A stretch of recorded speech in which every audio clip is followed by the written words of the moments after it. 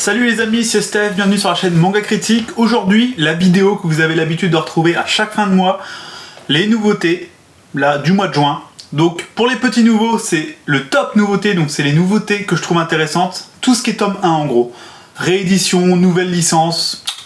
Donc voilà, vous avez compris le principe. C'est parti les amis.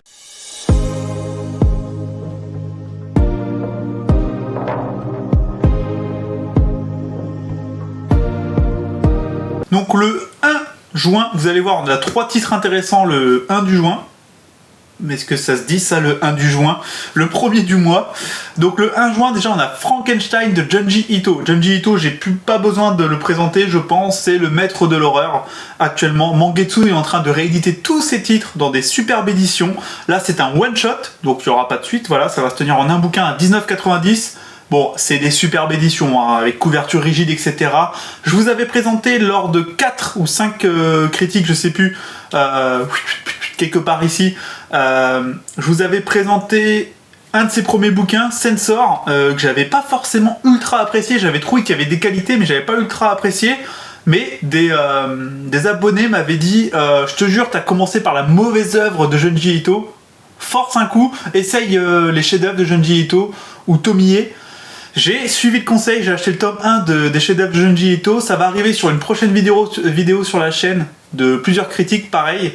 Et je peux juste vous spoiler, j'ai vraiment aimé. Et du coup, Frankenstein, le one-shot, à 19,90 € chez Mangetsu. J'achète Day One le 1er juin, donc mercredi. Mercredi, c'est ça.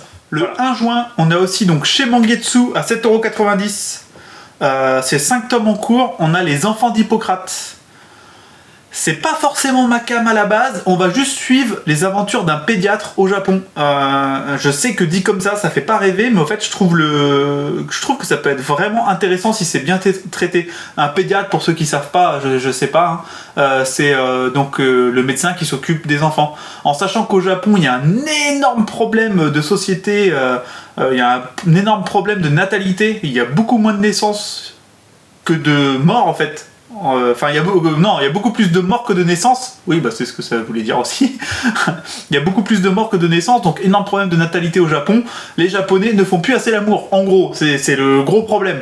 Et du coup, le problème aussi, c'est surtout que élever un enfant au Japon, ça coûte extrêmement cher, bien plus cher que chez nous.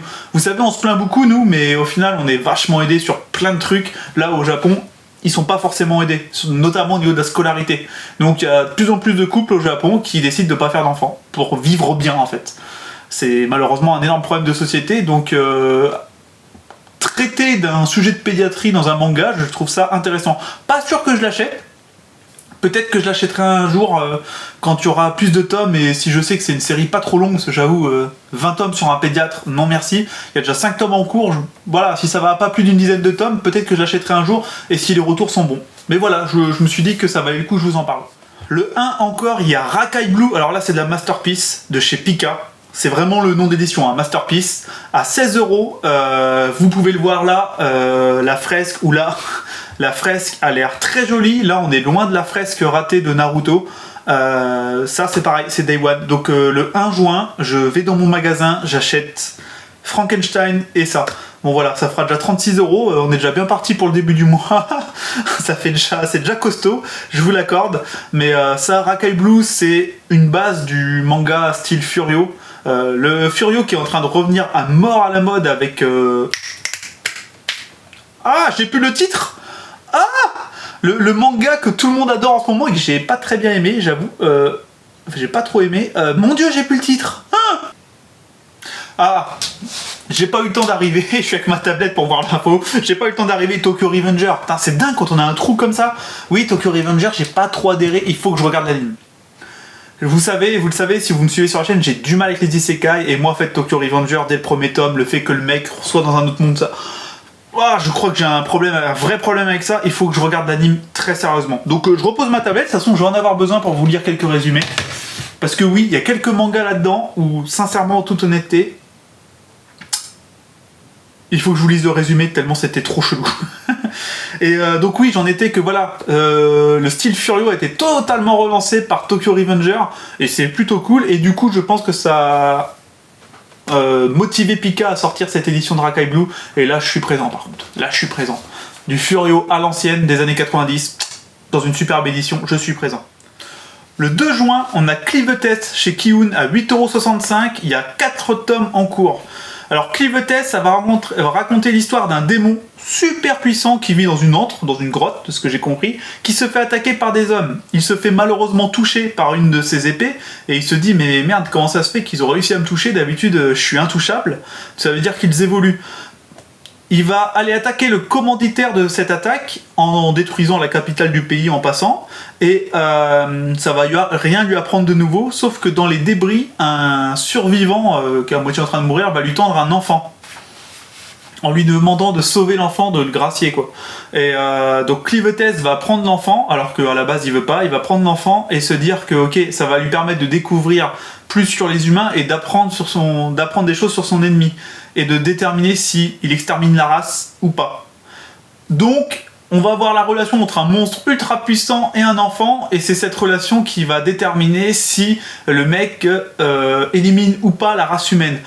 C'est du déjà vu. Akira Toriyama a déjà traité du grand méchant qui s'attache à un enfant avec tout simplement Piccolo qui entraîne Sangohan pendant un an et qui va s'attacher à lui comme un enfant jusqu'au point où le grand méchant va se sacrifier, va tout donner à un moment. J'ai des frissons rien que d'en parler les amis. C'est con mais le moment, la rédemption de Piccolo, le moment où il se sacrifie. Voilà.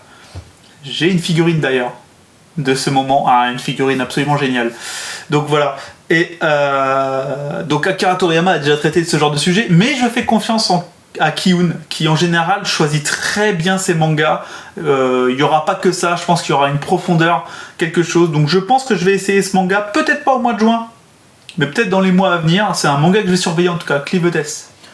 Le 8 juin, putain, encore un belge. Le 8 juin, j'ai trop du mal à parler. Le 8 juin, chez Pika, à 16€, on a un one-shot, c'est Boire pour fuir ma solitude. Boire pour fuir ma solitude, j'avais failli dire oublier. C'est un roman autobiographique, enfin c'est une BD, un manga autobiographique de l'autrice qui a eu un énorme problème d'alcool et qui a un traitement lourd encore à ce jour, si j'ai bien compris, à cause de ses problèmes d'alcool. Donc elle a dû, à mon avis, se bousiller le foie, se bousiller les reins, et elle a l'air de traiter ça de façon assez comique, vu les dessins, vu rien que la couverture, ça a l'air d'être traité de façon assez comique, et vu que c'est un manga autobiographique, j'ai trouvé que ça pouvait être intéressant. Pas sûr que je l'achète aussi, mais je me dois de vous proposer des choses qui paraissent intéressantes. Le 8 juin aussi, encore chez Pika, à 8,20€, et c'est 5 tomes en cours, on a Lone Rangers. C'est bien ça? Non. On a No Longer Rangers. Alors, en fait, on va suivre donc 5 Rangers qui, de ce que j'ai compris, et c'est bien ça, Baba, et voilà, les 5 Dragon Rangers qui sont le seul rempart face aux monstres pour l'humanité, en gros, voilà, un classique. Sauf que, en fait, les mecs tournent des vidéos où ils bottent le cul aux envahisseurs de la Terre, et en vérité, ces envahisseurs ont abdiqué depuis fort longtemps, et ces vidéos ne sont que de la propagande. Eux sont des héros, en gros, en carton, puisqu'au final, ça fait bien longtemps qu'ils ne se sont pas battus, etc. Jusqu'au jour où un des monstres qui tourne dans ces vidéos, de ce que j'ai compris, parce que des fois, les résumés, c'est compliqué de trouver des bons résumés, se décide à foutre la merde et en gros à vraiment essayer peut-être de réenvahir la Terre. Ce qui va ramener à des situations un peu cocasses, surtout que les mecs sont en gros des escrocs. Voilà. Donc je me suis dit que ça pouvait être pas mal, c'est 5 tomes encore en cours, je pense que c'est le genre de série qui va pas être très longue, mais pourquoi pas. Le 10 juin chez Noé Graphics, à 7,95€, on a Nous irons manger du crabe. J'avoue que rien que le titre, c'est vraiment pas le genre de manga auquel je m'intéresse en temps normal et je serais totalement passé à côté. Sauf que le fait de préparer cette vidéo, je lis beaucoup de résumés. Et le résumé m'a donné envie. C'est un homme qui est au bord du suicide, qui ne va pas le faire, et parce qu'au fait, en gros, il va pour se suicider, ce que j'ai compris, il voit un crabe et il se dit putain, j'ai jamais mangé de crabe de ma vie, tiens, ce serait bien de goûter du crabe au moins une fois. Donc dans le fond, je pense qu'il a pas vraiment envie de se suicider, parce que je pense que c'est pas le fait de voir un crabe ou de se dire tiens, j'ai jamais mangé de crabe qui fait que tu te suicides pas quand t'as vraiment envie de te suicider. Je pense que tu le fais, c'est que t'es au bout du bout. Et en fait, il va cibler une femme qui a l'air assez riche, en se disant je vais lui voler de l'argent parce que bon, il a vraiment rien, il essaie de se suicider parce qu'il a plus d'argent, il a plus rien. Et il se dit, je vais lui voler de l'argent pour pouvoir aller manger du crabe. Et finalement, de ce que j'ai compris, il va y avoir une histoire d'amour avec cette femme et ça va lui sauver la vie. Et enfin, peut-être. Mais en tout cas, je me suis dit que le petit speech de base avait l'air très sympa. Je sais pas si je l'ai bien raconté, si je suis bien clair dans mes explications. Mais voilà, histoire d'amour avec un dépressif. Je me suis dit, pourquoi pas. Et Nueve Graphics, je les ai un petit peu dans mon cœur depuis quelques temps. Alors voilà, je vais tenter, peut-être tenter, nous irons manger du crabe. Et ce qui m'a plu aussi, c'est que c'est une histoire d'amour, mais c'est pas un shoujo. C'est un seinen. C'est toujours hyper important. Je vous avais parlé le mois dernier de Wendance, qui pareil était une histoire d'amour basée sur la danse. Je vais y revenir parce qu'en fait il a été repoussé, il sort ce mois-ci, mais qui était un seinen, c'est-à-dire c'est pas traité qu'en mode oh kawaii, oh voilà, on n'est pas dans le bisounours, c'est seinen, donc on va traiter de sujets importants un minimum. Et en général peut-être avec plus de profondeur que dans un shoujo vraiment pour très jeune adolescente. Et du coup, il y a aussi les dessins style années 90 qui m'ont attiré. Donc oui, je crois que vu les notes que j'ai prises, c'était pas très clair. Le 10 juin aussi, on a Wendance justement qui sort. Donc un mec qui est lycéen, qui est totalement pas sûr de lui, qui a du mal à se mettre en avant dans les groupes, etc. Qui un jour va voir une fille danser au milieu de la cour et qui est en mode je m'en tape des autres. Il va se dire putain, elle a une telle assurance en dansant, etc. Et il va se mettre à danser avec elle. Et c'est un seinen, une histoire d'amour. Quelqu'un qui va découvrir, qui va prendre confiance en lui à travers la danse. Et j'ai un petit truc avec la danse dernièrement. Enfin, j'ai toujours aimé la danse parce que je suis très nul en danse. Moi je peux pas danser, je suis droit comme la justice. C'est un truc, voilà, la danse, il y a du travail et une part de talent. Et j'ai toujours eu énormément de respect pour les gens, les performeurs, les gens qui dansent super bien de ça. Ça m'a toujours énormément plu. Et j'ai vu un drama sur Netflix qui s'appelle Naviera, pour ceux qui sont intéressés, d'un vieux monsieur qui a 70 balais et qui se lance dans la danse. Et ce drama était hyper touchant et très bon à regarder. Voilà, pour les gens que ça intéresse, hein, parce qu'il faut aimer la danse classique par exemple, etc. C'est comme dans le genre Yuri on Ice. Yuri on Ice, qui est un superbe anime, un anime vraiment magnifique sur le patin à glace, que je vous recommande chaudement. Ouais, c'est mon petit côté cœur de chou. Je sais pas si ça se dit cœur de chou, mais mon petit côté cœur d'artichaut, voilà. Oh là là, je suis bon pour aller dans les ch'tis à Mykonos ou je sais pas quoi là. Cœur de chou, oh là là là là. Bon, mon petit côté cœur d'artichaut, voilà. Le 15 juin, je n'ai même pas regardé le résumé, on a Blue Heaven. Donc c'est par Takahashi Tsutsuma, j'ai mal marqué. Ah! Donc le monsieur derrière Soul Keeper, Sido, Nun, Black Box.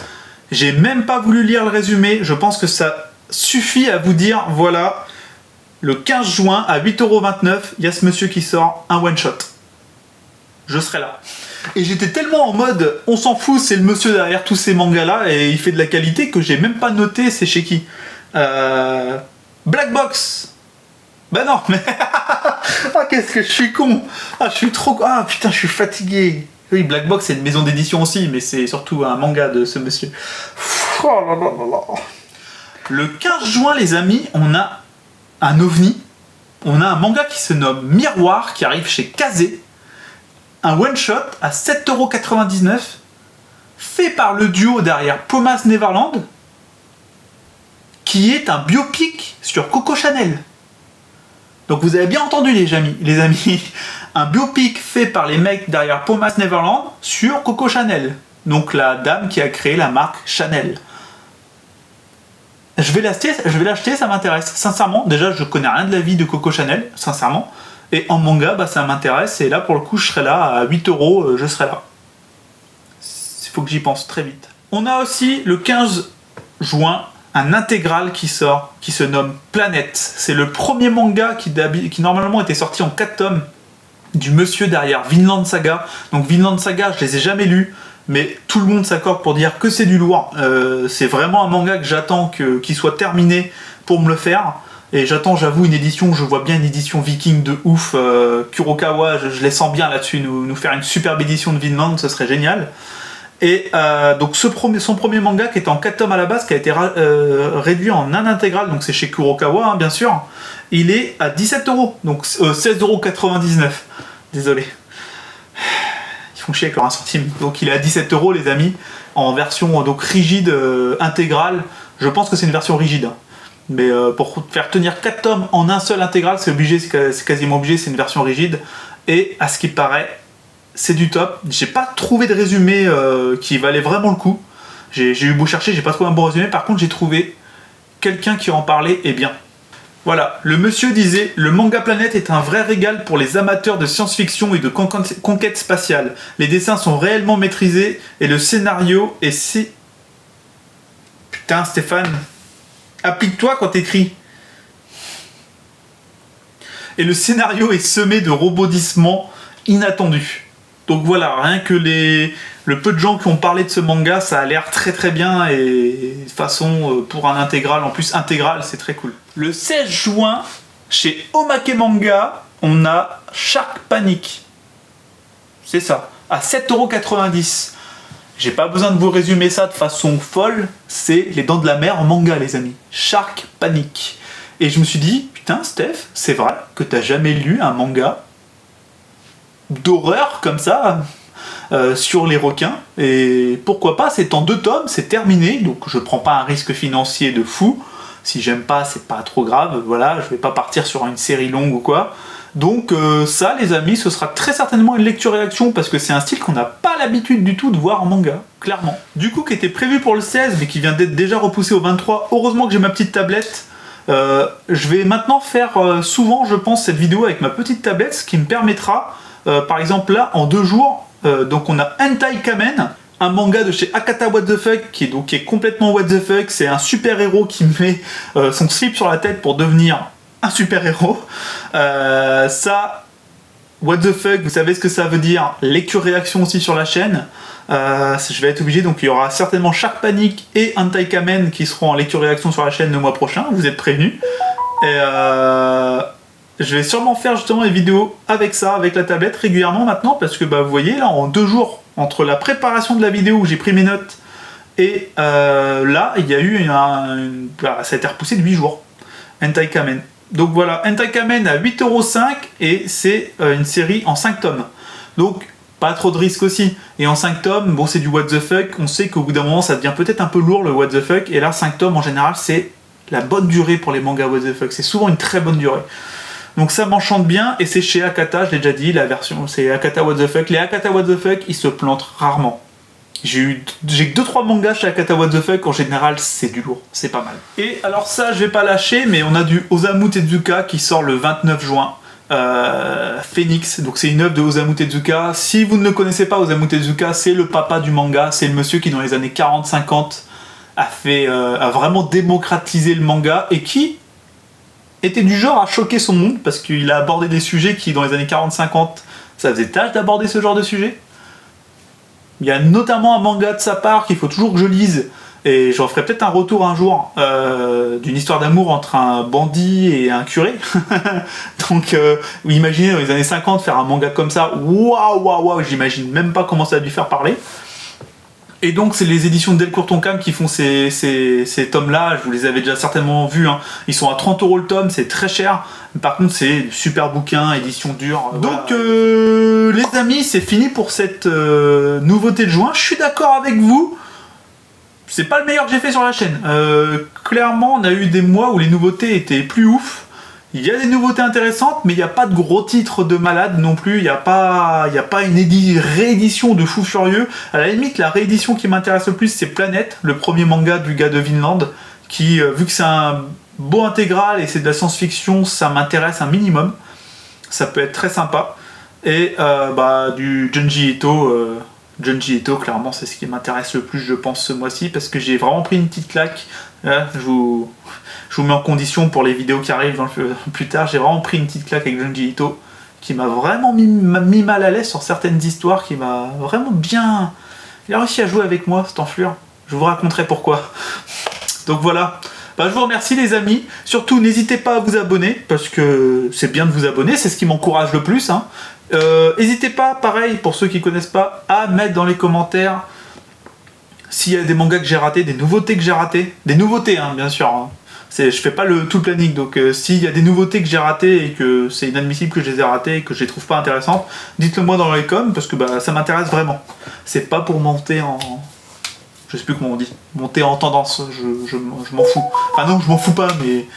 Bon voilà, c'est pas la raison. La raison c'est de m'intéresser et d'apprendre peut-être que j'ai raté un super manga. Comme le mois dernier, je vous ai pas parlé de The Elusive Samurai.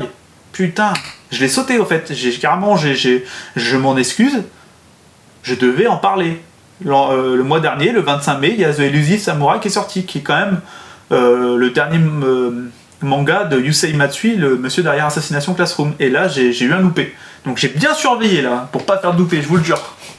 Donc, bisous à vous les amis, parce que comme d'habitude, je parle beaucoup trop, vous avez l'habitude. Après, on regarde que la moitié de mes vidéos, putain.